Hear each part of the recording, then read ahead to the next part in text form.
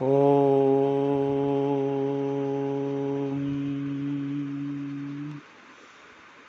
ओम ओम। विवेक चूड़ामणि ग्रंथ जो भगवान आज शंकराचार्य जी द्वारा रचित है, उसका सरल व्याख्या भाग 2 जो पिछली वीडियो में विश्राम दिया था वो आगे शुरू करते हैं। और मंगलाचरण ग्रंथकार का शुरू करते हैं। सर्व वेदांत सिद्धांत गोचरम तम गोचरम गोविंदम परमानंदम सद्गुरुम प्रणतोस्म्यहम सद्गुरु प्रणतोस्म्यहम सद्गुरु प्रणतोस्म्यहम। ओम शांति शांति शांति। ब्रह्मनिष्ठा का महत्व, ये यहाँ पर हमने विश्राम दिया था। ब्रह्मनिष्ठा का महत्व क्या है?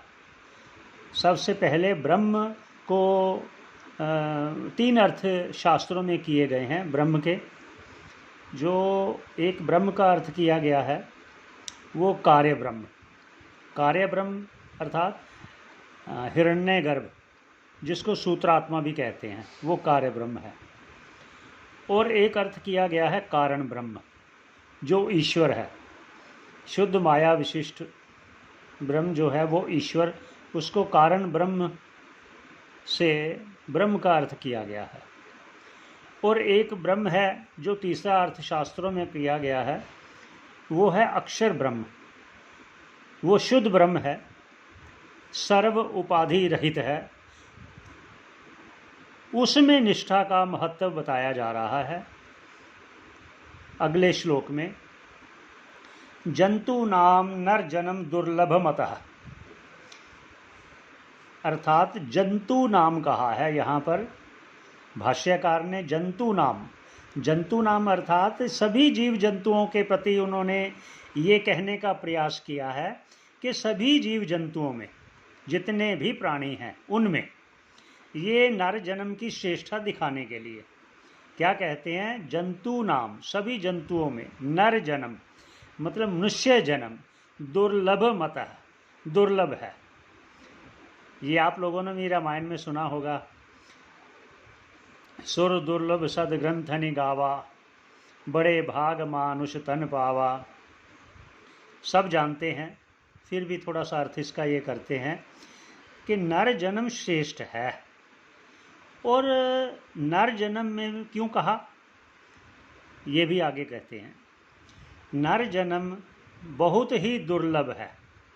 और जंतु नाम का जो इन्होंने शब्द इस्तेमाल किया है, और भगवान कृष्ण जी ने भी गीता में भी कहा गया है, वो कहा है अज्ञानेन आवृतम ज्ञानम तेन मोहयन्ति जंतवः। उन्होंने भी जंतव का नाम शब्द यूज़ किया है, इस्तेमाल किया है। अज्ञानेन आवृतम ज्ञानम तेन मोहयन्ति जंतवः। और यहाँ भी जंतु नाम नर जन्म दुर्लभ मता, मतलब जंतुओं में, मतलब सभी जीवों में नर जन्म श्रेष्ठ है और दुर्लभ है। और उसमें भी कहा गया है पुंस्त्वम। पुंस्त्वम मतलब कि जो एक पुरुषत्व होता है, ये एक ना हर एक में, जैसे घट है घटत्व जाति है, पट में पटत्व जाति है, ऐसे ही मनुष्यों में मनुष्यत्व जाति है। इसका अर्थ क्या है वो हम यूँ करते हैं कि देखिए, भर्तृहरि जी लिखते हैं, ये शाम ना विद्या ना तपो ना दानम ज्ञानम ना शीलनम गुणों ना धर्मा। मतलब जिस मनुष्य में ये चीज़ें नहीं है, ना दान करता है, ना तप, ना ज्ञान, ना शील, ना धर्म के प्रति उसकी इच्छा है, तो उनके लिए क्या कहा गया? ते मर्त्य लोके भुवि भार भूता मनुष्य रूपेण मृगश्चरन्ति।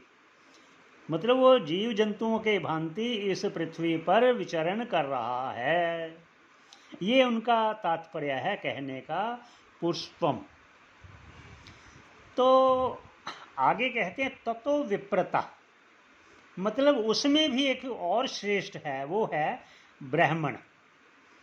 ब्राह्मण श्रेष्ठ दो कारणों से है। एक ब्राह्मण होने से, दूसरा ब्राह्मण में सत्वगुण प्रधान होने से। ये सत्वगुण क्यों कहा? क्योंकि ब्राह्मण में सत्वगुण प्रधानता होती है। ज्ञान, पूजा अर्चना और ग्रंथों का अध्ययन करना, ये सत्वगुण प्रधान के कारण ही होता है। और दूसरी उसके लिए श्रेष्ठता है मुख्य ब्राह्मण होने के बाद। क्षत्रियों में रजोगुण प्रधान होता है, इसलिए वो उनको क्षत्रिय कर्म में ही ज़्यादा रुचि होती है। इसकी आगे व्याख्या बाद में करेंगे।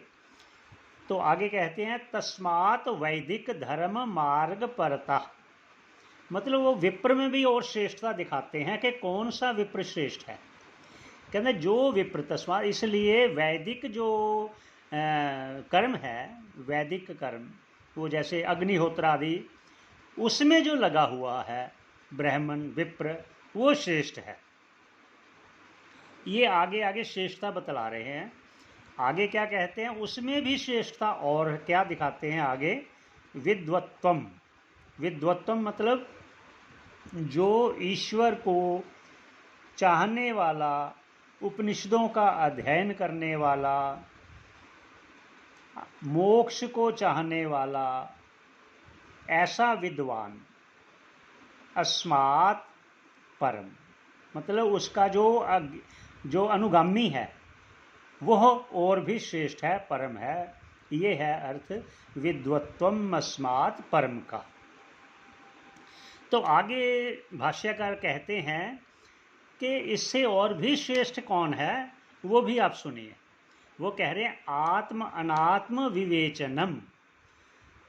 जो विद्वान आत्मा और अनात्मा में भेद को जानता है, जो नित्य और अनित्य में विभाग करता है, वह स्व अनुभव, और स्व अनुभव भी कहा, स्व अनुभव मतलब अपनी आत्मा का भी वो अनुभव, वो श्रेष्ठ है जो ऐसा लगा है। तो आगे क्या कहते हैं? ब्रह्म आत्मना संस्थिति। ब्रह्म आत्मना संस्थिति, इसका अर्थ करते हैं ब्रह्म का आत्मा में ऐक्य में स्थित अपनी वृत्ति करे। और कहीं कहीं आचार्यों ने ब्रह्म आत्मा का अर्थ किया है तत्त्वम। दोनों पदों के तात्पर्य अर्थ, लक्ष्य अर्थ में ऐक्य करना, वो श्रेष्ठ है। क्यों श्रेष्ठ है? क्योंकि सभी उपाधियों से रहित होने वाला ही मुक्ति का अधिकारी होता है। और क्या कहते हैं?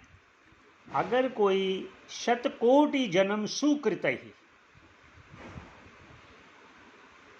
ही जो पुण्य कर्म है वो किए हैं और संचित कर्म हो गए हैं, पुण्य, उसका पुण्य पुंज एकत्रित हो गया है, और गुरु की कृपा और पुण्य कर्म बिना ना लभ्यते मुक्ति ही।